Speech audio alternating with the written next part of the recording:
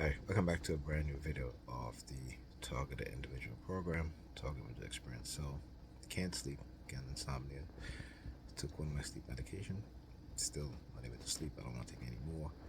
But the New York Predator Department monitoring my online activity and again using their sirens as a noise harassment tactic, right? Then they have my upstairs neighbor again dropping things on the floor.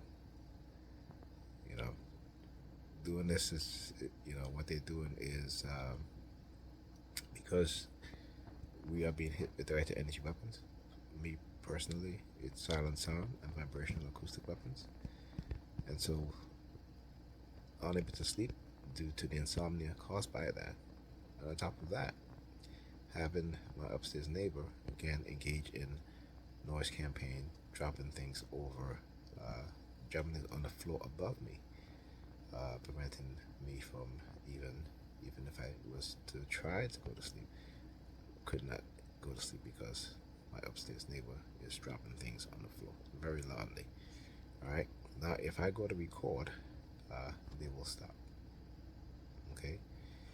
Now, I've done videos in which you guys can hear the noise upstairs, right above my head, and so what they do, all right, is that now that whenever I record, they will immediately stop making noise above my head.